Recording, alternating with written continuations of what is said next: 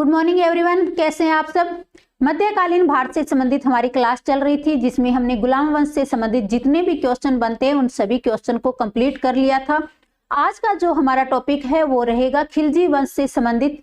इस टॉपिक से जितने भी क्वेश्चन बन रहे हैं वो सारे क्वेश्चन आज की क्लास में हम कंप्लीट करेंगे, जो आपके आगामी सभी एग्जाम के लिए बहुत ही महत्वपूर्ण है। और जितने भी ये क्वेश्चन हम कर रहे हैं वो पीछे पीसीएस के किसी न किसी एग्जाम में पूछे गए हैं, तो पीसीएस के लिए आपकी ये क्लास बहुत ही ज्यादा इंपॉर्टेंट हो जाती है। और अभी 1 महीना बाकी बचा है एचसीएस के एग्जाम में, तो जो भी बच्चे एचसीएस 2024 की तैयारी कर रहे हैं वो हमारे चैनल से जुड़ जाइए ताकि आपकी जो तैयारी है वो बहुत ही अच्छे ढंग से हो सके।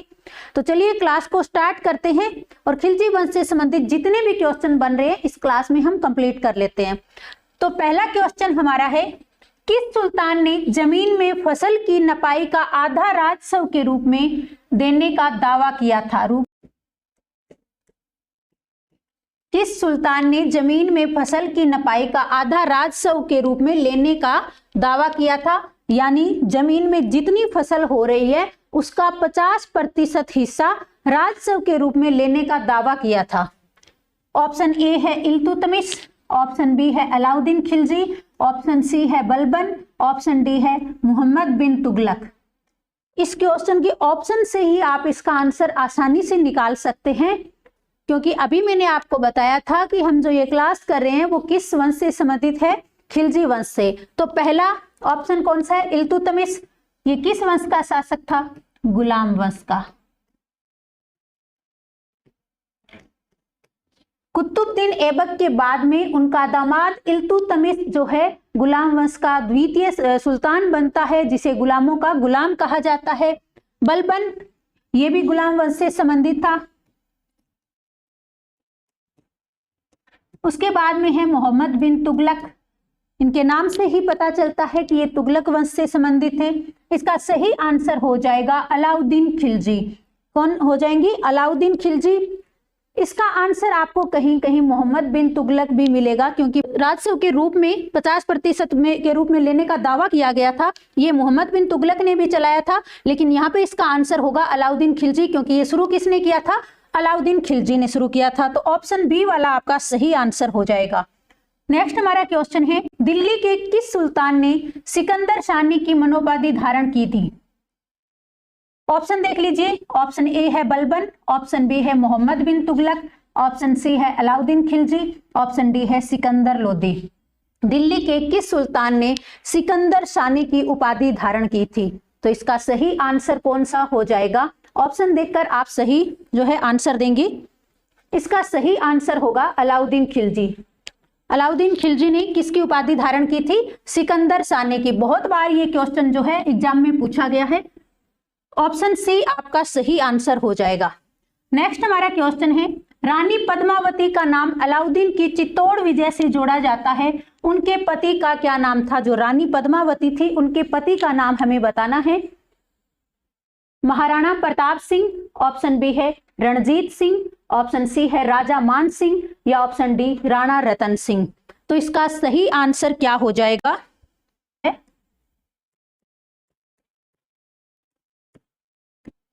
मलिक मोहम्मद जायसी। कब लिखी गई थी, तो 1540 ईस्वी में लिखी गई थी जायसी के द्वारा।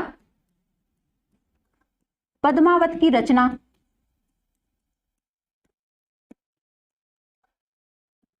कब की गई, 1540 ईस्वी में, जिसमें अलाउद्दीन खिलजी की चित्तौड़ की विजय के बारे में बताया गया है, जिसमें राजा रतन सिंह की मृत्यु के बाद उनकी पत्नी पद्मावती ने जौहर कर लिया था। तो उनके पति का क्या नाम था, राणा रतन सिंह। और इन्हीं की मृत्यु के बाद इनकी पत्नी पद्मावती ने जौहर किया था, और इन्हीं पे एक मूवी बनी थी पद्मावत, जिसपे काफी कंट्रोवर्सी हुई थी। ये किसके द्वारा लिखी गई है बुक, मलिक मोहम्मद जायसी के द्वारा। कब लिखी गई थी, तो 1540 में लिखी गई थी।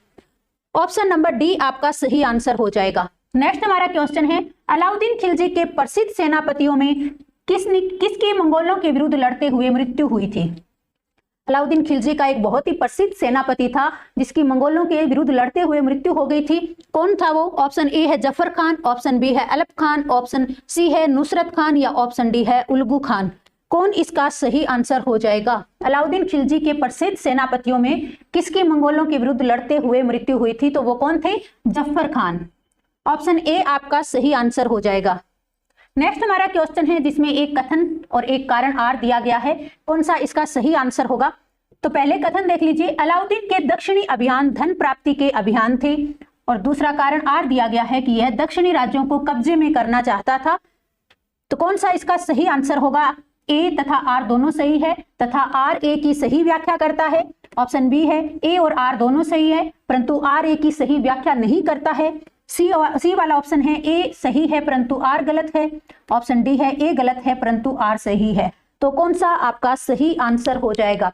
पहला स्टेटमेंट क्या दिया गया है? अलाउद्दीन के दक्षिणी अभियान धन प्राप्ति के अभियान थे। ये स्टेटमेंट एकदम सही है, क्योंकि अलाउद्दीन खिलजी ने जितने भी दक्षिण में अभियान किए थे, जितनी भी विजय प्राप्त की थी, उसने वहां से केवल लूटपाट की थी, न कि वहां पे उसने कोई भी कब्जा किया था, ना वहां पे अपना साम्राज्य स्थापित किया था। तो दूसरा स्टेटमेंट क्या हो जाएगा? गलत हो जाएगा, क्योंकि यह दक्षिणी राज्यों को कब्जे में नहीं करना चाहता था, ऐसी इसकी कोई भी मंशा नहीं थी। अलाउद्दीन के दक्षिणी अभियान केवल धन प्राप्ति के अभियान थे। तो कथन जो है वो सही है, लेकिन कारण आर गलत है। तो इसका सही आंसर हो जाएगा ऑप्शन नंबर सी, यानी ए सही है परंतु आर गलत है।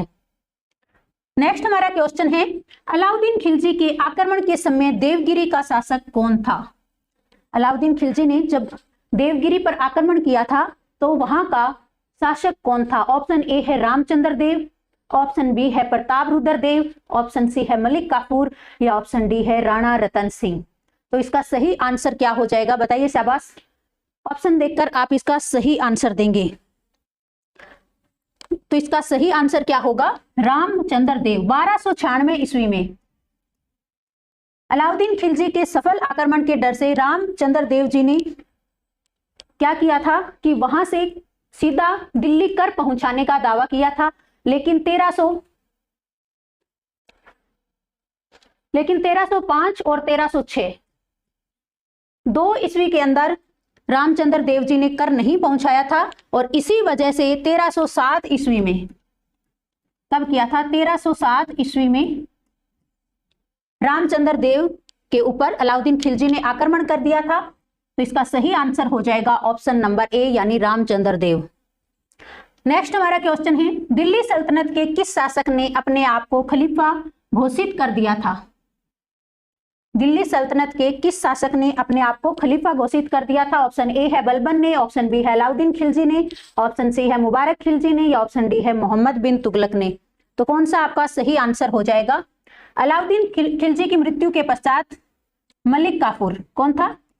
मलिक काफूर, उसके द्वारा मुबारक खिलजी को बंदी बना लिया गया था, लेकिन बाद में जब मुबारक खिलजी उनकी बंदी से आजाद हो गए थे, उनकी बंदिशी से, तो उसके बाद में उन्होंने अपने आप को शासक घोषित किया, सुल्तान घोषित किया, और खुद को खिलजी की उपाधि दी थी।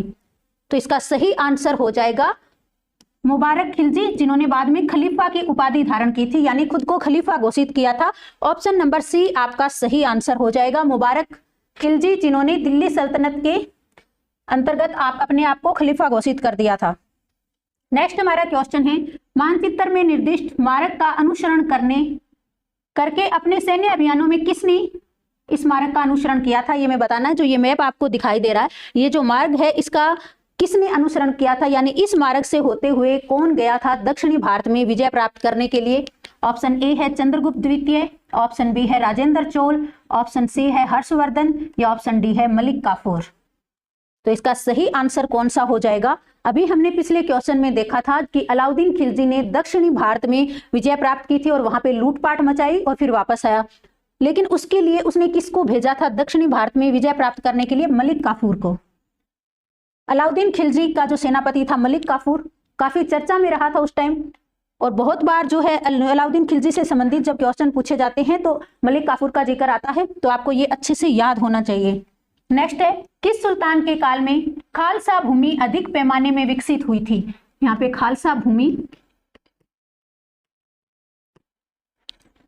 ऑप्शन ए है ग्यासुद्दीन बलबन, ऑप्शन बी है मोहम्मद बिन तुगलक, ऑप्शन सी है अलाउद्दीन खिलजी, या ऑप्शन डी है फिरोज शाह तुगलक। तो इसका सही आंसर क्या होगा कि किस सुल्तान के काल में खालसा भूमि अधिक पैमाने पर विकसित हुई थी।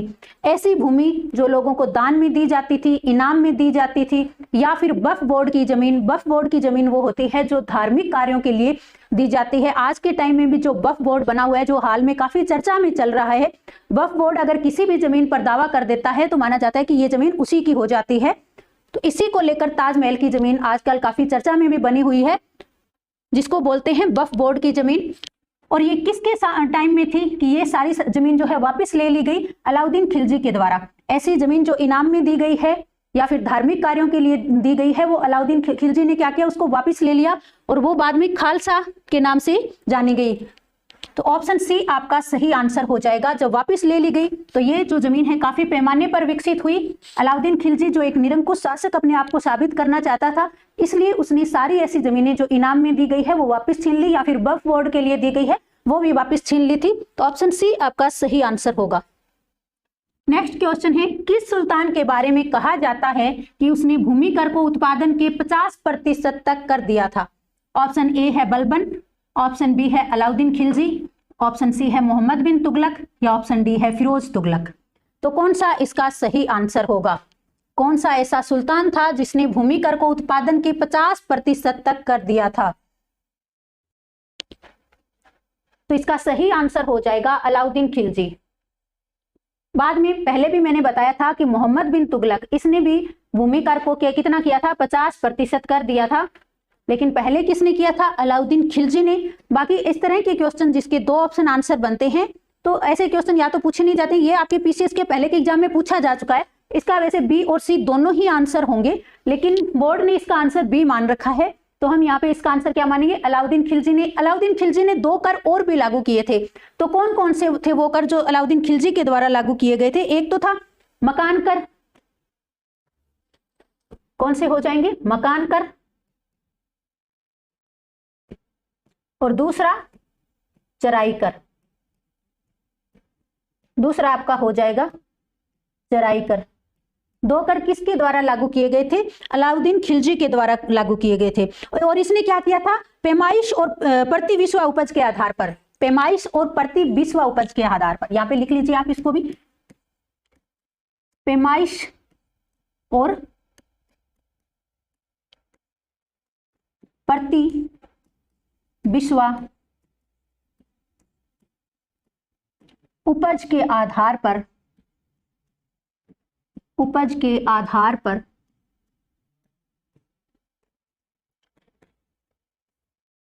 भू राजस्व लागू किया था।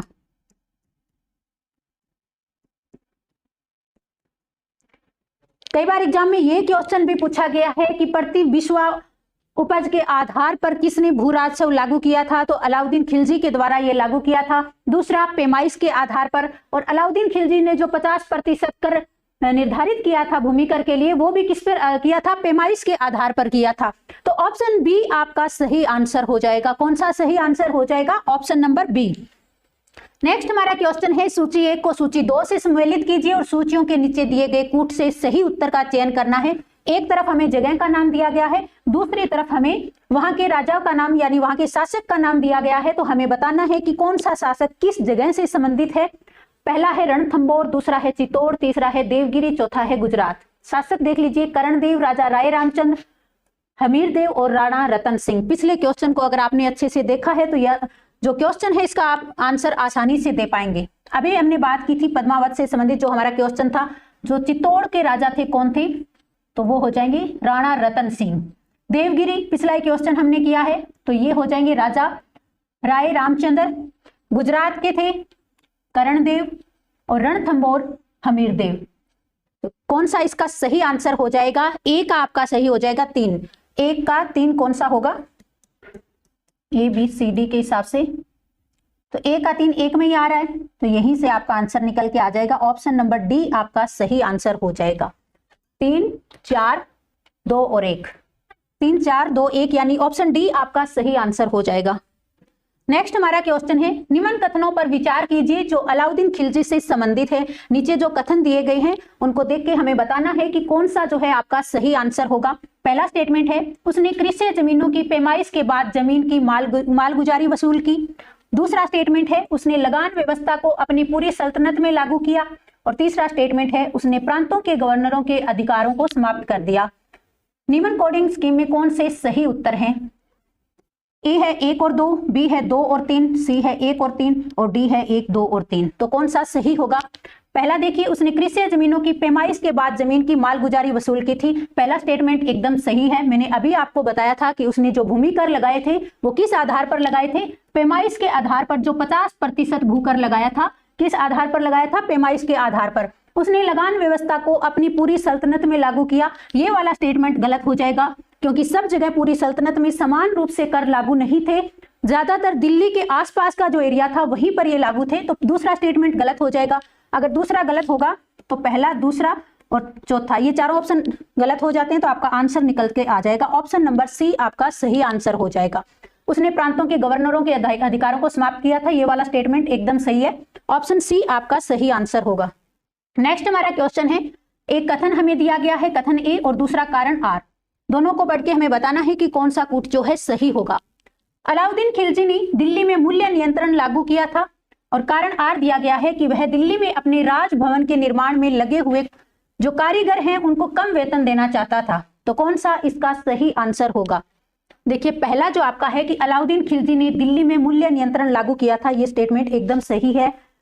अभी मैंने आपको बताया था मूल्य नियंत्रण यानी बाजार नियंत्रित नीति उसने लागू की थी। बाजार नियंत्रित नीति लागू की थी और उसके लिए उसने मलिक काफूर को नियंत्रित भी किया था इस काम के लिए, और उसको एक स्पेशल सेना भी दी थी इसको लागू करने के लिए। वह दिल्ली में अपने राजभवन के निर्माण में लगे हुए कारीगरों को कम वेतन देना चाहता था, लेकिन इसका ये कारण जो है सही नहीं है। यानी स्टेटमेंट दोनों ही सही है, लेकिन वो इसकी सही व्याख्या नहीं कर रहा है। तो इसका सही आंसर क्या होगा? ऑप्शन नंबर बी वाला आपका सही आंसर हो जाएगा। इसका आंसर आपका सही होगा ऑप्शन नंबर सी, क्योंकि जो ये वाला स्टेटमेंट है आपका गलत हो जाएगा। कौन सा स्टेटमेंट गलत हो जाएगा? दूसरे वाला स्टेटमेंट आपका गलत हो जाएगा कि वह दिल्ली में अपने राजभवन के निर्माण में लगे हुए कारीगरों को कम वेतन देना चाहता था। सी वाला आपका सही आंसर हो जाएगा। ए सही है परंतु आर गलत है। नेक्स्ट हमारा क्वेश्चन है, निम्न में से किस सुल्तान ने बाजार सुधार लागू किए थे? ऑप्शन ए है जलालुद्दीन खिलजी, ऑप्शन बी है अलाउद्दीन खिलजी, ऑप्शन सी है मोहम्मद तुगलक या ऑप्शन डी बलबन। इसका आंसर अभी मैंने आपको बता ही दिया है पिछले ही क्वेश्चन में, तो इसका सही आंसर होगा अलाउद्दीन खिलजी।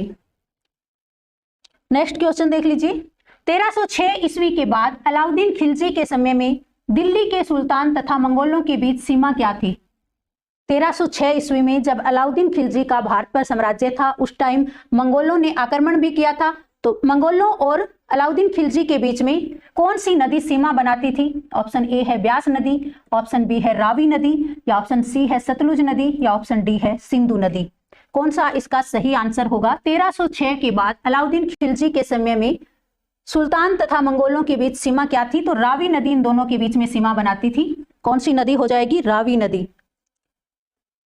कौन सा सुल्तान नया धर्म चलाना चाहता था किंतु उलेमा लोगों ने विरोध किया था? ऑप्शन ए है बलबन, ऑप्शन बी है मोहम्मद तुगलक, ऑप्शन सी है अलाउद्दीन, या ऑप्शन डी है इल्तुतमिश। उलेमा क्या होते हैं? उलेमा कहा जाता है इस्लाम धर्म के विद्वानों को। इस्लाम धर्म के विद्वानों को क्या कहा जाता है? उलेमा। अलाउद्दीन खिलजी जो एक नए धर्म को लागू करना चाहता था, तो इस्लाम धर्म के जो विद्वान थे उन्होंने इनका विरोध किया था, और इसी वजह से अलाउद्दीन खिलजी ने नए धर्म को चलाने की जो बात थी वो उससे पीछे हट गया था। तो इसका सही आंसर क्या हो जाएगा? अलाउद्दीन। अलाउद्दीन जो है एक नया धर्म चलाना चाहता था, लेकिन उलेमा लोगों ने इसका विरोध किया, इसीलिए वो अपनी इस बात से पीछे हट गया था। आज की क्लास में हमने खिलजी वंश से संबंधित जितने भी क्वेश्चन बनते हैं वो सभी क्वेश्चन कंप्लीट कर लिए हैं। तो जो भी बच्चे आगामी किसी भी एग्जाम की तैयारी कर रहे हैं वो हमारे चैनल को सब्सक्राइब कर लीजिए, ताकि हमारी आने वाली सभी वीडियो आप तक पहुंचती रहे। आज की क्लास में बस इतना ही। नेक्स्ट क्लास में फिर मिलेंगे, तब तक के लिए धन्यवाद।